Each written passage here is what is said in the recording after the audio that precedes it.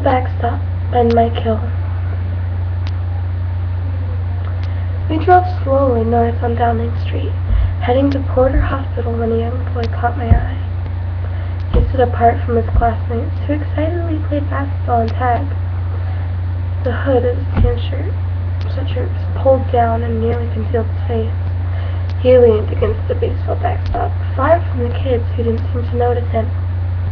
The boy's head was bowed, and I wondered what he was thinking, and why he was so alone. Did he have a bad experience in class, or was his life at home the source of the sadness that covered him like a fog on a cold November morning?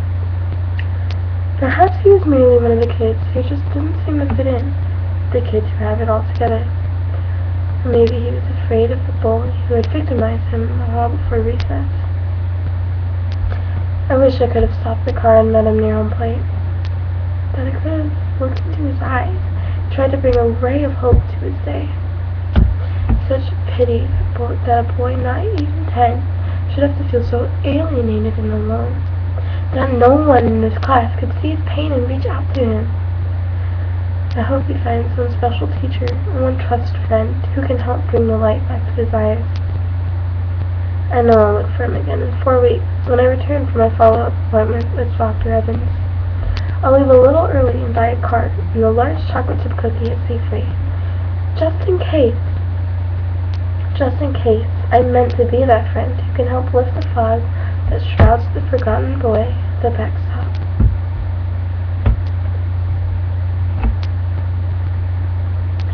Identity, the Bully, by John Evans. They all try to look the same. All try to give themselves a name. Pick on the boy who is all alone, just because his identity is his own. What has this world come to? All this wrong that people do, just for the image they want to show, down the evil path they seem to go. The next person you go to hurt, or try to make feel like dirt. Instead of trying to look cool, feel for the guy you make look a fool. A cool identity is not a need. Let those you bully be freed. Your identity should be your own. A better person you'll be. Should've, Could've, Would've by Emily Greenlee. I should've, could've, would've done something about that day. If only I had known it ended this way. I am not proud to tell you how I stood there and watched. He was so big and scary, that's all that I thought. I wouldn't, shouldn't get involved at all, I say to myself. It's none of my business, as I turn and walk down the hall. I hear on the news about this kid who had died. It tells the tale of his woe, the day of his suicide. It talks about how he locked himself inside his room, ought to have shot himself to forget all the pain. Now as I walk through my school, I hear the laughter, but see the fear in their eyes plainly after, and they know what their thought could easily be. They think to themselves, what if it was me?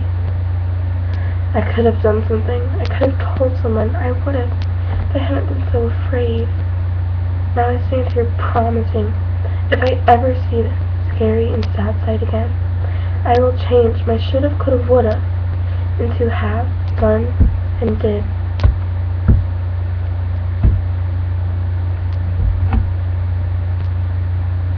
Behind Her Tears by Jessica Sanchez. Behind her tears there is anger. Behind a brave face there are lies. Behind her smile there is sorrow. Behind her lip gloss there is fear. Never seems to be accepted. She smokes and drinks, thinking all her worries will go away. They never do. She feels as if a loser has been tattooed all over her.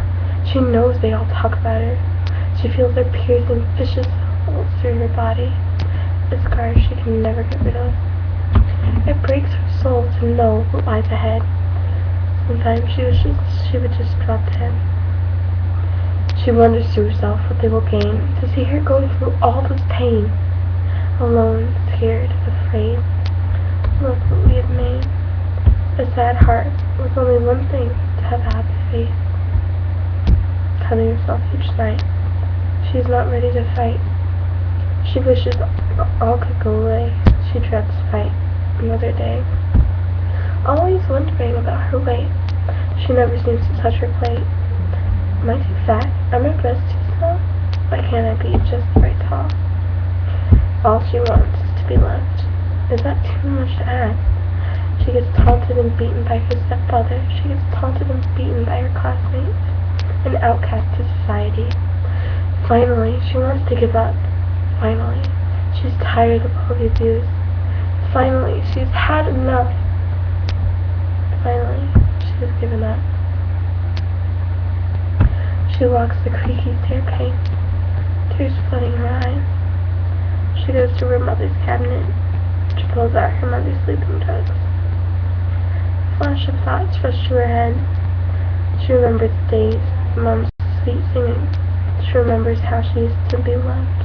She remembers life before Dad died. She remembers life before Mom lied. She swallows the drug. That's it. She can never come back. Another life abused. Another life wasted. Another torn heart. Another life